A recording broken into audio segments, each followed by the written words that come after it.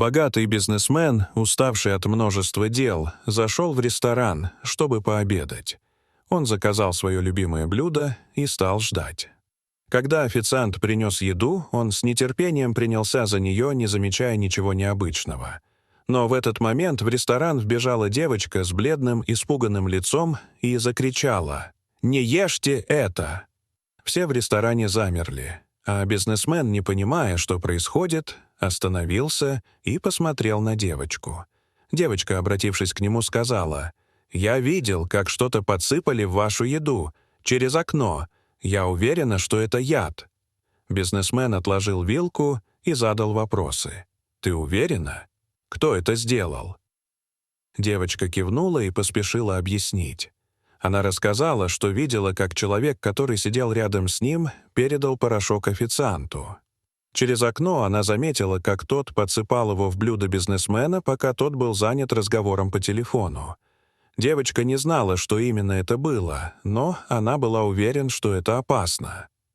Поняв, что ситуация серьезная, бизнесмен сразу позвал официантов и сообщил полиции. Однако, несмотря на то, что это выглядело как немалый сюрприз, он не мог не заметить странности в поведении подозрительных людей в ресторане.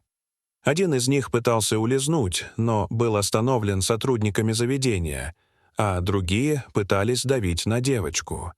Полиция вскоре прибыла на место и после допросов и проверки выяснила, что конкуренты бизнесмена организовали попытку отравления, чтобы устранить его с рынка. Несколько человек, среди которых были и работники ресторана, были задержаны. Вскоре выяснилось, что они сговорились отравить бизнесмена, подсыпав яд в его еду, рассчитывая, что он не заметит. Когда расследование завершилось, бизнесмен захотел отблагодарить девочку за ее храбрость. Он узнал, что девочка с матерью живут в бедном районе города, и решил помочь им. Он организовал им помощь, предложив девочке учебу и обеспечив им жилье в одном из новых жилых комплексов с хорошей инфраструктурой. Он хотел, чтобы они начали новую жизнь, но не чувствуя, что они обязаны ему. Девочка и ее мать были благодарны, но по-настоящему удивились, когда поняли, что этот поступок был не актом жалости, а именно заботы о будущем.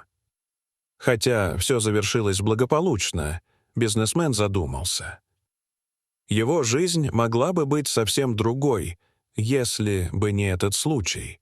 Он понял, что иногда самые большие испытания приходят оттуда, откуда не ожидаешь, и что настоящая доброта часто оказывается гораздо более важной, чем даже деньги и власть.